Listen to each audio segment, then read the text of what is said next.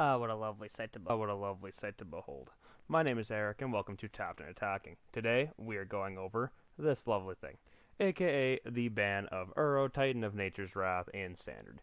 So, of course, first of all, let's go ahead and get my two Mythic wildcards for it, and then go over a little bit of the ban, and exactly, what Wizards of the Coast said involving it, what it might mean for the meta, and so on.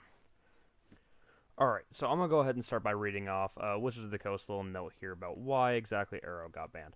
So, it says, we've been keeping a close eye on the emerging Zendikar Rising Standard format over its first week of availability on Magic the Gathering Arena and Magic Online. With millions of games having already been played on the digital platforms, early data and results from events this past weekend showed that the multicolor ramp decks featuring Uro, Titan of Nature's Wrath, Lotus Cobra, and Omnath Locust Creation are a problem in the new post-rotation metagame. While Uro Titan of Nature's Wrath is a powerful and continuous card in the pre-rotation standard environment, we want to allow the metagame to adapt to the last set of standard changes and the intimate rotation before making a decision on whether or not to make the card or to let it remain a part of the environment going forward. This weekend's events underscored that the four-color Omnath decks are dominant to early play, and that even the decks built to try and beat those decks utilize the powerful Titan. In order to weaken this post-rotation ramp strategies, we're choosing to ban Uro Titan of Nature's Wrath. In Standard, our goal is to bring these decks down to a level where they're still appealing and competitive, but where nature's natural metagame forces are enough to keep them in check. In general, we prefer this approach to overshooting the mark and removing the archetype for viability. However, we're certainly noted the weekend's strong results of the four-color Omnath deck, and will continue to watch how the strategy and the overall metagame adjust to the coming weeks.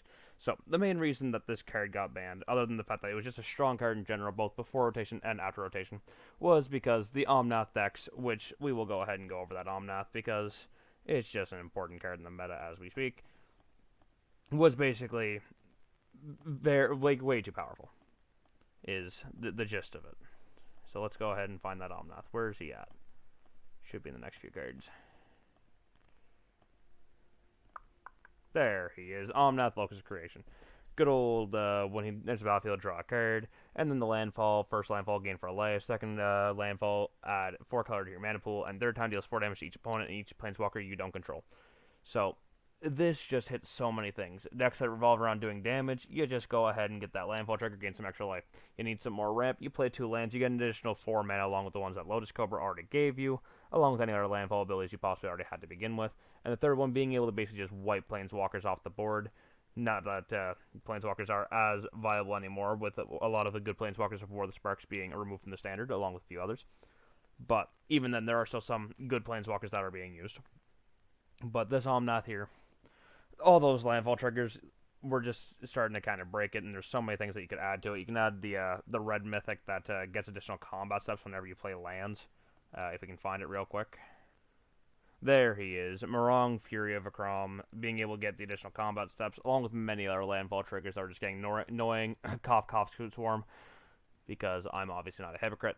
Scoot Swarm was definitely getting annoying this meta, and he still will be, don't get me wrong. Scoot Swarm is still going to see a lot of play, in my opinion. It's so easy to break that there are easy ways to get rid of it, which ironically we will be going over in the next deck tech. I built a deck just resolving around getting rid of Scoot Swarm because of how many Scoot Swarm decks there now are out there.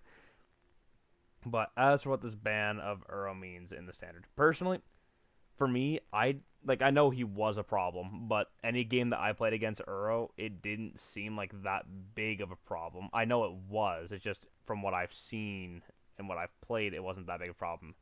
For me, it was just a problem for many others. I didn't get that, or most of the Omnath players I played with didn't get the greatest luck when it came to Omnath. But being able to get that additional land trick whenever he comes in, along with being able to gain the 3 life, and then having to be able to bounce him back from the graveyard after a mill combination, especially if you're running the mill crabs as well, the ruin crabs. It was a good thing that they banned Uro. However, do I think it was the right ban? Yes and no. So, yes, Uro needed to be banned. He was a problem in the format both before and afterwards. So, he had to go. But I'm thinking that that's not the only thing that should have been gone. I'm not sure. If we're going over the cards that I think should have been gone, the Omnath is definitely a problem up there. I think it's still going to be viable enough that it will still be more or less the meta. even without Uro, because there's the different cards like in green that just get you out the land so fast. There's the one that you sacrifice one land, you grab 2 basics. If I can find that real quick, it's a 3 cost. I used it in the Scoot Swarm deck, of course. Should be finding it pretty soon. If I'm not blind, that is. There we go. So Roiling Regrowth, that's the one. Sacrifice a land and search for 2. Being able to get those 2 additional landfall triggers all in one turn, along with the... If you already played a 1 land, that's 3 landfall triggers per turn. If you include the fact that you also have Fabled Passages and Evolving Wilds in Standard, that is also a problem, because then you get an additional landfall trigger there. Then you have Scale the Heights, which you gain life, you put a counter on something, and get to play additional land and draw a card. Which, a lot of memes have been popping up about this, about Scale the Heights also going to be being a problem. Which I kind of agree with. Just being able to put as many additional lands as you can out is kind of an issue. But if I'm going to be honest, I think the main problem is when it comes to both Roiling Regrowth and that. Yes, that's a huge problem.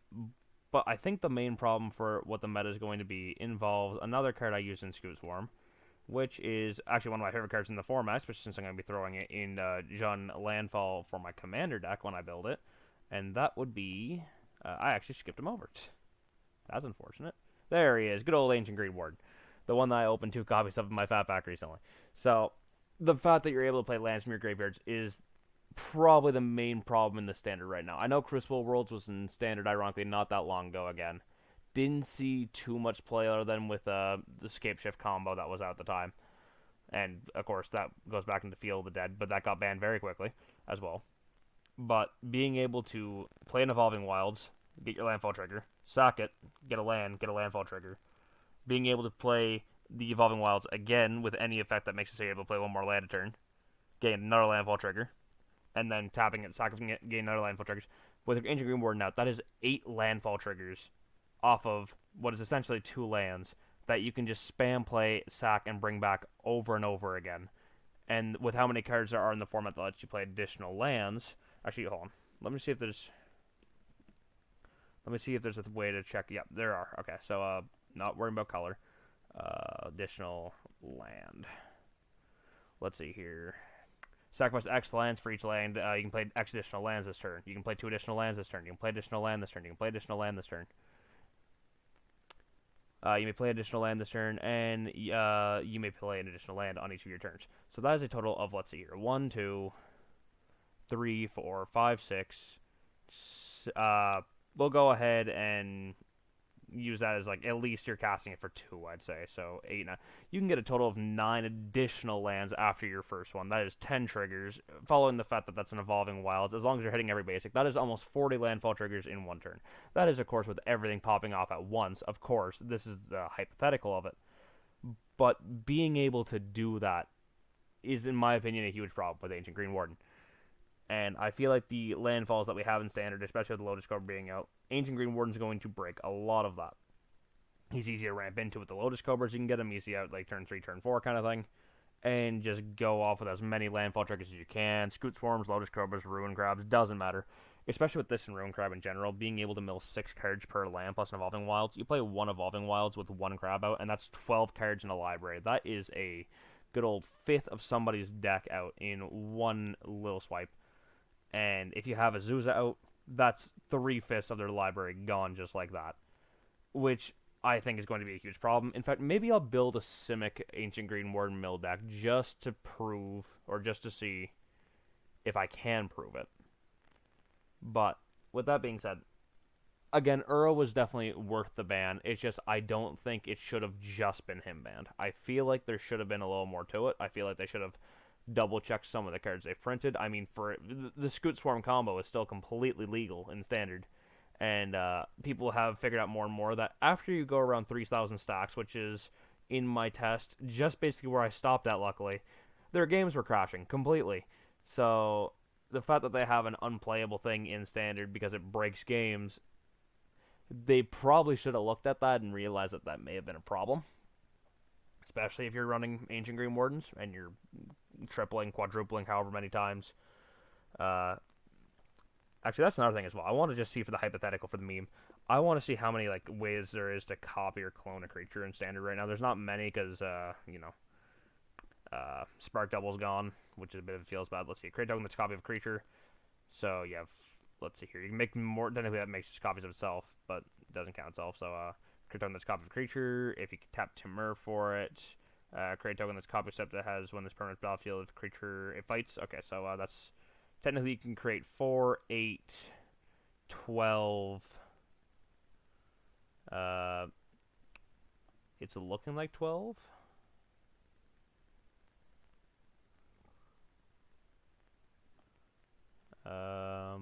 If we're gonna also use the lithoform engine for each one coming in, you'd be able to make a total of. I want to make a deck on this now. That would be 32 copies of Ancient Green Warden. I believe, if I did my math right. I could be a little wrong on it. Maybe we'll build that too. Who knows?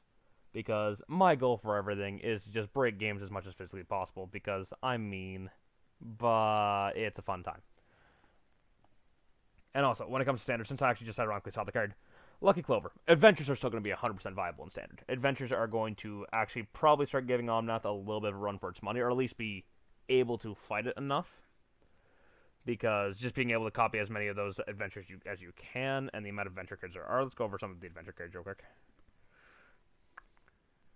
Oh, adventure, not adventure. We have things like destroying target creature converted rank cost 4 or greater. That gets rid of any of the big creatures on board. Tap out 2 target creatures that can go in for a fatal swing if you're copying it because it taps up to 4. Target player mills 4 cards. You mill 8. And then if you have all 4 out, that is 4, 8, 12, 16, 20. That is 20 cards off of 1 Merfolk Secret Keeper. We have a bunch of bounces from Brazen Borrower for just 2 mana. We have destroying creatures. We have drawing cards and losing life. We have gaining life equal to Knights you control if you're playing Knight Tribal. We have Bonecrusher Giant, one of the best cards, being able to do 2 damage, which if you clone it a bunch is a lot of damage, and then being able to make it so whenever he's targeted, it does damage to people. Being able to blow up artifacts. Not that artifacts are very big in the format other than Lucky Clover. Being able to pump some of your creatures, creating a bunch of bears. We have creating food tokens. We have creating 1/1 tokens, adding 1 mana of any color, being able to just cheat out something of 2 or 4 mana, however much you get. Pumping creatures. Searching for lands. We're going to go back into the good old get more lands thing, because just because those are the effects that play additional lands doesn't mean those aren't the only effects that get lands on the battlefield. There's also Beanstalk Giant, putting counters on things. Of course, this card is very good on adventure decks, being able to put 1/1 counter on it. And since you're able to copy adventures in general, and those aren't even all the adventure cards, because I am missing some of them, I believe, if I remember properly. I'm probably missing a few. Yeah, we're missing like Fae of the Wishes, which is a very good one. We grab like creature cards out your side, or non-creatures out your sideboard. That's the only one I'm missing, ironically. But either way, Adventures is going to be very good in the meta, I feel like. And it's going to be very prominent. I still feel like Omnath is going to be the number 1, adding Scoot Swarm to the deck more, getting more copies of that. But I feel like there are other things that they should have banned too. Mainly just Ancient Green Warden, because I don't think, like, our adventures aren't completely broken. Like, they're good, don't get me wrong, especially when you have 4 copies of Lucky Clover. They can get very annoying, but there's a difference between just being annoying and being nearly impossible to play against, and that was the difference between doing the good old Uro Omnath and Lucky Clover. But Ancient Green Warden, of course, yeah, I mean, you can also just use this logic with anything. It's like, oh, well, you can just use Murder, you can just use Eliminate, you can use this and that, and it's removal, it's fine. Yes, of course, that's an argument that can be made about any card that gets banned or not banned. But putting those aside, if we're talking about things that break the format, right now, it's a lot of green. It's a lot of Simic was breaking the format, because we had people were complaining about Garo Spiral, and then there was, then there was good old Uro, and then there was good old Omnath now, who is technically still in Simic. And just Simic in general has been a very good color in the meta for a long time now. Kinan was actually so broken in Commander, he's amazing in Brawl. We have... do I even need to bring that up? Let's not get back into Oko, please.